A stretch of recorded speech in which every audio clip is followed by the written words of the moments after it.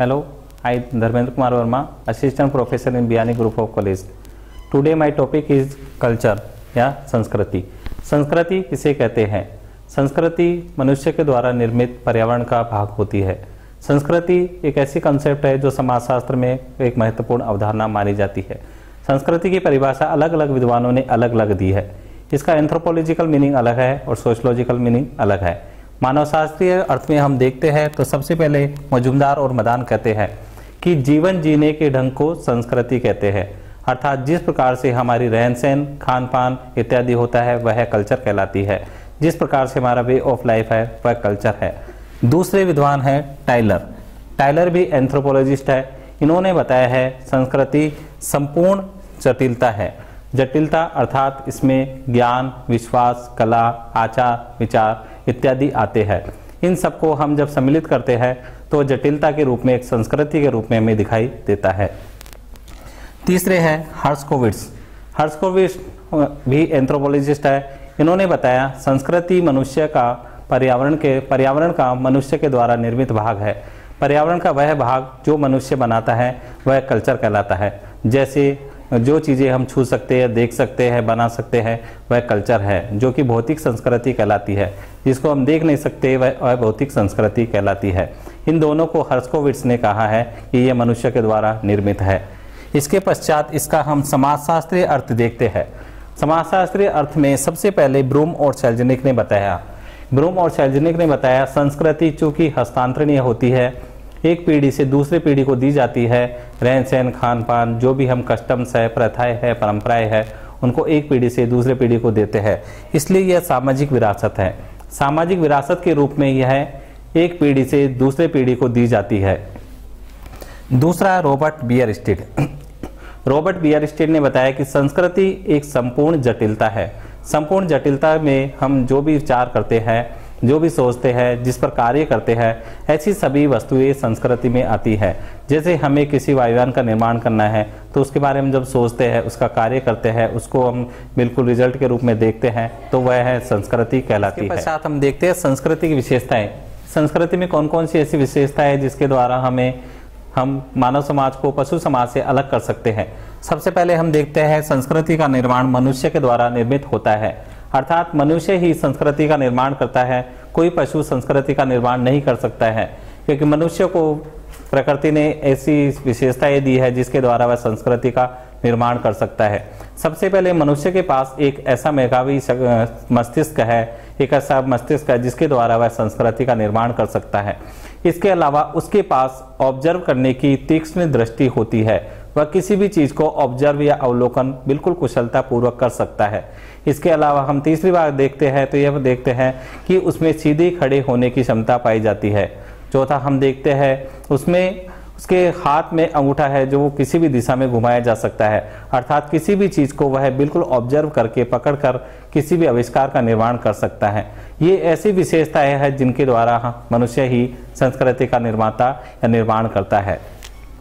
दूसरा है संस्कृति सीखी जाती है। संस्कृति को एक पीढ़ी दूसरी पीढ़ी को प्रदान करती है। संस्कृति के जो भी लोकाचार, प्रथाएं, परंपराएं, रूढ़ियां सभी कुछ एक पीढ़ी दूसरी पीढ़ी से ग्रहण करती जाती है और दूसरी पीढ़ी नेक्स्ट जनरेशन को देती जाती है। इसके बाद साथ देखते हैं हम हस्तांतरण। वही बात, हस्तांतरण में भी एक पीढ़ी जो सीखती है वह दूसरी पीढ़ी को दे रही है और दूसरी पीढ़ी तीसरी पीढ़ी को दे रही है। तीसरा देखते हैं हम प्रत्येक समाज की विशिष्ट संस्कृति पाई जाती है, अर्थात हम देखते हैं कि यदि मुस्लिम समाज है तो उनका रहन सहन, खान पान अलग है। यदि हिंदू समाज है तो उनका रहन सहन, खान पान अलग है। जो भी समाज है उसकी अपनी एक विशिष्ट संस्कृति होती है। यह संस्कृति एक विशिष्ट क्षेत्र में रहने के कारण भी हो सकती है।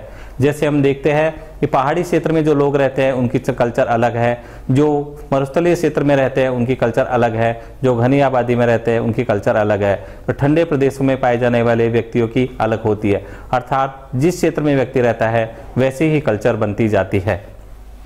इसके पश्चात हम देखते हैं संस्कृति में सामाजिक गुण पाया जाता है, क्योंकि संस्कृति का निर्माण एक व्यक्ति नहीं करता है। संस्कृति का निर्माण 2 या 2 से अधिक व्यक्ति करते हैं, अर्थात 100-500 व्यक्ति नहीं कर सकते, लेकिन इनसे ज़्यादा व्यक्ति ही संस्कृति का निर्माण करते हैं।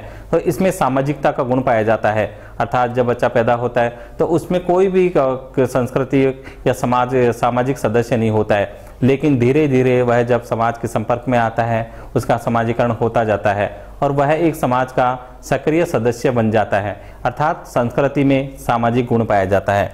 नेक्स्ट हम देखते हैं समूह के लिए आदर्श, कि हर समाज की अपनी संस्कृति होती है। वह समाज अपनी संस्कृति को सर्वश्रेष्ठ जबकि दूसरे समाज की संस्कृति को निम्न मानता है, अर्थात उसके लिए उसकी संस्कृति ही सबसे महत्वपूर्ण होती है, वही उसके लिए आदर्श है। इसके पश्चात है संतुलन एवं संगठन। संतुलन एवं संगठन, संस्कृति का निर्माण समाज करता है, समाज के सदस्य करते हैं। समाज में अनेक इकाइयां हैं जो अपने अपने स्थान पर रुकी हुई है और अपने अपने फंक्शन करती है। जैसे परिवार के कार्य अलग है और अपनी जगह पर स्थिर है, वैसे ही विवाह की संस्था भी अपनी जगह पर स्थिर है और अपने कार्य भूमिका करती है, अर्थात ये सभी इकाइयाँ अपने अपनी जगह पर रहती है, संरचना का निर्माण करती है और उसी के अकॉर्डिंग कार्य करती है। तो संरचनात्मक और प्रकार्यात्मक रूप से अपनी अपनी जगह पर स्थिर होना ही सामाजिक संगठन को बनाए रखने के लिए आवश्यक है, अर्थात संस्कृति में संतुलन और संगठन पाया जाता है। इसके पश्चात हम देखते हैं अधिवैयक्तिक। संस्कृति का निर्माण एक व्यक्ति से नहीं होता है, अर्थात यह एक व्यक्ति के कारण नहीं होती, अर्थात व्यक्ति की शक्ति से परे है। इसका निर्माण दो या उनसे अधिक व्यक्तियों के द्वारा होता है, अर्थात व्यक्ति की शक्ति से परे है।